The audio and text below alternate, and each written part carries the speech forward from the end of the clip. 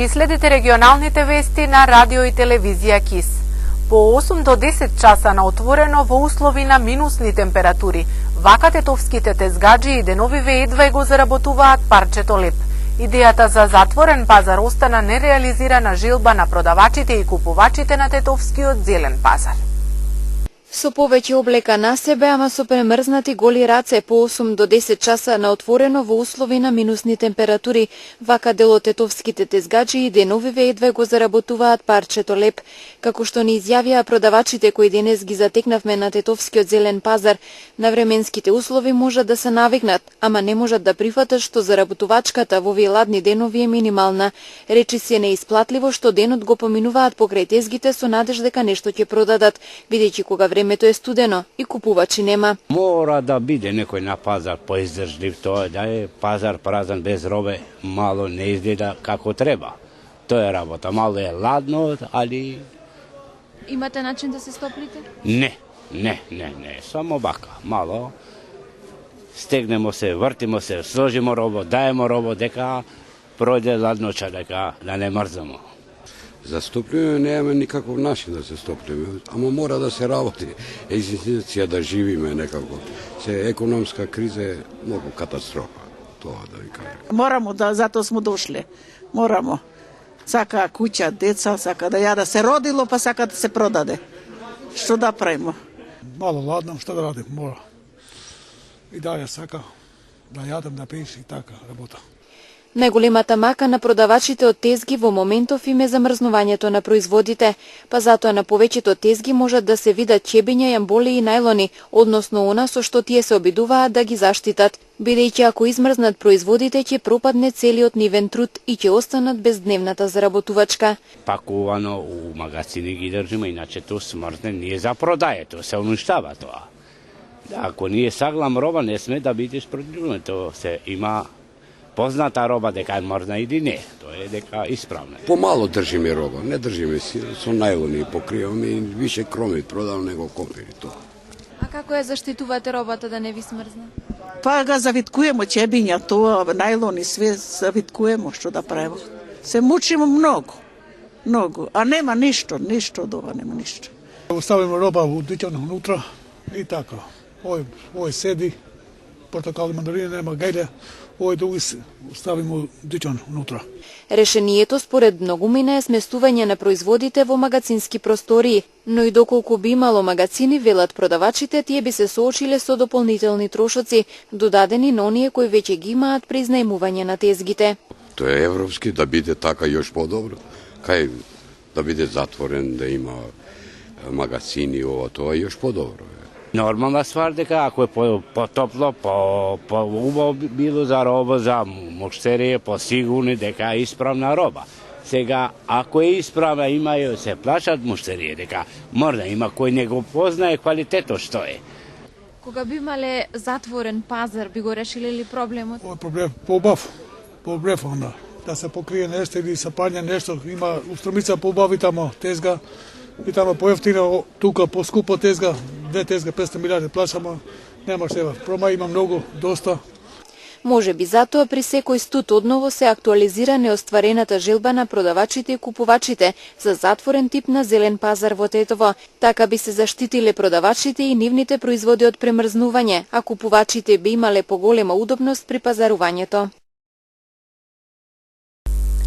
Мразот или згавите површини го зедоа данокот. Во Тетово бројот на лица кои се здобиле со повреди при пат или лизнување е зголемен за околу 20%. Мразот кој го има по улиците, тротоарите, а посебно на осојничавите места предизвика зголемување на бројот на лица кои побарале лекарска помош поради повреди при пат за околу 20%, споредено со периодот пред паѓањето на снегот, информираат од ортопедската амбуланта при клиничката болница во Тетово. Во ортопедската амбуланта овој период во просек се третираат по 10 случаи на повредени при пат на снег или мраз. Тука се вбројуваат скршениците, исчашувањата и слично. Изминатиот период снегот и мразот кои се задржаа по тетовските улици и тротоари поради ниските температури го зедоа данокот. Според лекарите од пател или лизнување кој резултирал со повреда, најмногу страдале децата и повозрастните. Најголем дел од пациентите на ортопедија повредите ги добиле пред нивните домови или по улиците, додека во поретки случаи повредата била добиена при скијање или друг вид спортување на снег. Кај помладите најчесто страдаат рачниот и скочниот зглоб, додека кај постарите, освен споменатите повреди, многу честа и повредата на зглобот на колкот, појаснува доктор Мирослав Кочовски, началник на ортопедско-травматолошкото оделение при клиничката болница во Тетово. Во зависност од тежината на повредата, скршениците се третираат конзервативно со имобилизација на екстремитетот или оперативно за најкритичната група, односно постарите лица лекарите препорачуваат што поретко излегување надвор, а посебно да избегнуваат излегување во утринскиот период. За сите останати препораката е внимателно движење, носење на соодветна облека и обувки. Ортопедско-травматолошкото оделение е кадровски екипирано и материјално подготвено да одговори на потребите во текот на 24 часа. Студеното време и температурите под нулата не го продолжија распустот. Во основните и средни училишта на гостиварското подрачје денес започна второто полугодие од оваа учебна година. По зимскиот распуст од денес учениците се вратија во училишните клупи. Во основните и средни училишта на територијата на општина Гостивар навреме и без проблеми започна второто полугодие од учебната 2015-2016 година. Ниските температури кои утрово се спуштија и до минус 10 степени не го продолжија распустот. Наставата започна за околу 10.500 основци и средношколци, колку што се запишани во училиштата во градот и во селата. За најважното во студениот период, затоплувањето на просториите, од општинскиот сектор за образование информираат дека училиштата се снабдени со доволно нафта и огревно дрво за нормални услови за работа. Во текот на зимскиот одмор биле извршени поголеми зафати во 2 училишта. Во средното економско обновени се санитарните јазли, а во основното училиште во Чегране поставени се нови прозорци и врати. Децата беа на распуст од 30 декември, односно ден порано од вообичаеното поради престапната година. На подрачјето на општина Гостивар има 11 централни и 20 подрачни основни училишта, 4 јавни средни и приватен колеџ. Телевизија КИС е најгледана телевизиска програма на македонски јазик во регионот, покажува годишниот извештај на Агенцијата за аудио и аудиовизуелни медиумски услуги. Агенцијата за аудио и аудиовизуелни медиумски услуги изработи годишен извештај врз база на анкетирање на репрезентативно ниво на 6000 испитаници во Македонија, според регион, пол, возраст и националност. На прашањето набројте регионални телевизиски канали што ги гледавте минатата седмица, на прво место е телевизија Коха со гледаност од 15,8%, додека телевизија КИС е на второто место со 7,7%. Телевизиите на трето и четврто место имаат 3,6 и 3,5% гледаност. На прашањето дали вчера гледавте некој локален или регионален канал во реонот Д8 Попова Шапка, просечен дневен досек на соодветната територија, телевизија КИС е на второ место со 0,99%, а прва е телевизија Коха со 2,05%. Во уделот на вкупната гледаност на соодветната територија во 2015 година, телевизија Коха има 1,76%, додека телевизија КИС е на второто место со 0,87%. Телевизиите кои се на трето и четврто место имаат 0,53 и 0,35%. Според демографската структура на гледачите на телевизија КИС ја следеле 69,8% македонци, 27% албанци и 3,2% други заедници. Телевизија Коха ја гледале 33,7% македонци, а 62% албанци, како и 4,1% други заедници. Според пол, телевизија КИС повеќе ја гледаат женски лица, 50,8%. На прашањето што гледавте на регионалниот или локален канал, испитаниците најмногу одговориле дека тоа се вести, или 45,7%. Следува музика 18,8% и сериски филм 7,7%. Најмалку на регионалните телевизии се гледа спорт, само 0,5%. На национално ниво најмногу исто така се гледаат вести, 68,2%, а дебатна емисија само 6,8%. Контактна емисија 5,3%. Најголема гледаност има телевизија Сител со 33,4%, следува Канал 5 со 25,3% и Телма со 9,68%.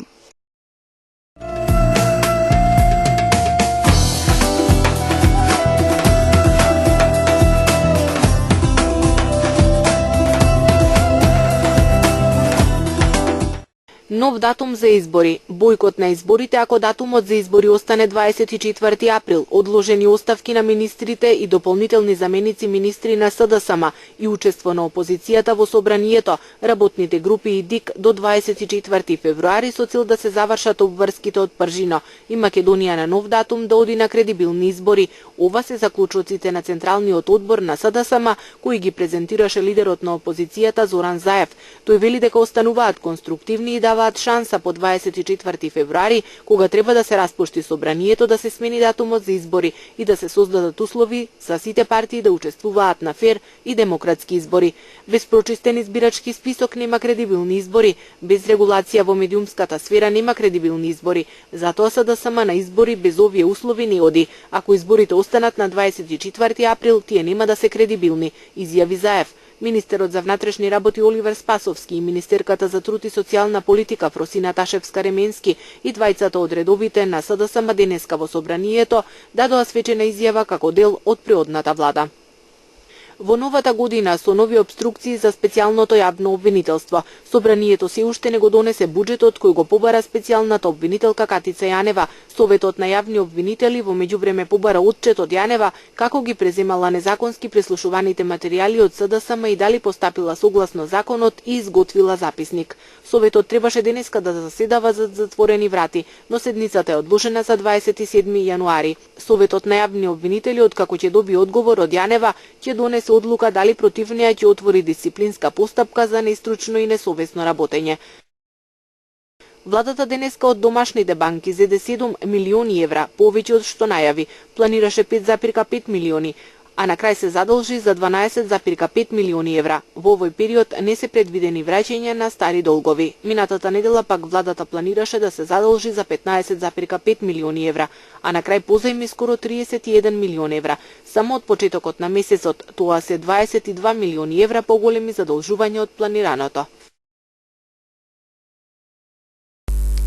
На програмата на телевизија КИС денес со почеток во 20 часот ќе емитуваме репортажа од одбележувањето на празникот Богојавление или Водици во населените места Челопек, Барвеница, Теново, Сарајчино, Ратае, Туденце и Прељубиште.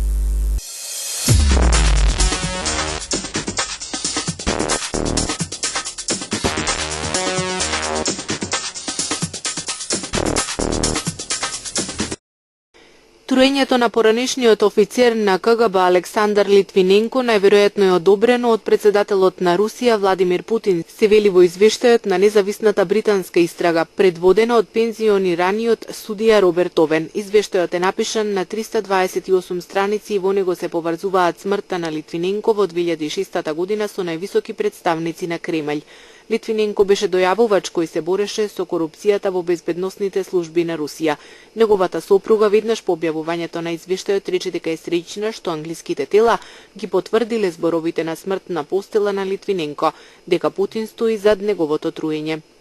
Руското министерство за надворешни работи изјави дека заклучоците на британските истражни органи за смртта на поранешниот агент на КГБ Александар Литвиненко се пристрасни и нетранспарентни. Стотина демонстранти во главниот град на Молдавија, Кишињев, синоќ упаднаа во зградата на парламентот барајќи поништување на гласањето за новата влада и распишување во онредни парламентарни избори. Демонстрантите се собраа пред парламентот воочи гласањето за новата влада извикувајќи поништете го гласањето и кратци, а веднаш по изборот на новиот кабинет го пробија полицискиот кордон и влегува во зградата. Имало и физички пресметки меѓу полицајците и демонстрантите. Пред судирот парламентот ја изгласа проевропската влада на чело со премиерот Павел Филип, додека проруската опозиција го бойкотираше гласањето. За време на седницата пратениците од Социјалистичката партија свиреле со свирчиња, за да го спречат Филип да го објави составот на владата. Претходната влада на Молдавија ја изгуби довербата поради обвиненијата за корупција, а парламентот мораше до 29 јануари да ја изгласа новата влада или да биде распуштен. Еден полицаец загина во жестоките судири меѓу силите на редот и демонстрантите, кои бараат работни места во повеќе градови на Тунис. Најмасовен беше протестот во градот Касерин во централниот дел на земјата. Демонстрантите палеа автомобилски гуми и скандираа "Работа, слобода, достоинство".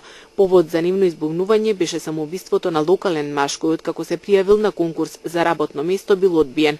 Во обид да ги намали протестите, владата на председателот Бежи Каид Есепси вчера објави дека ќе изготви планови за ангажирање на над 6000 млади невработени во градот Касерин во градежни проекти во регионот. Најстариот манастир во Ирак Свети Илија е срамнет со земја, со што стана последната жртва на варварските разорнувања на древни споменици на културата од страна на групата Исламска држава. Сателитските снимки покажуваат дека джихадистите целосно го уништиле овој храм. Манастирот во Мосул, наречен Даир Мар Илија, го носи името на асирскиот христијански монах, кој го изградил меѓу 582 и 590 година. Со векови манастирот бил место за поклонение на ирачките христијани, кои се дел од блискоисточната халдејска католичка заедница.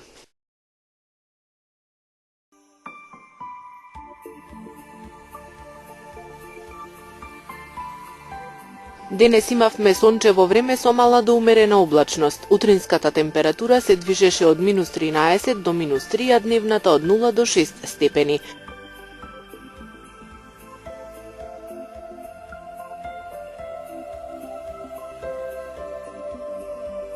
Утре не очекува променливо време со зголемена облачност. Утринската температура ќе се движи од -7 до -3, а дневната од -5 до 5 степени.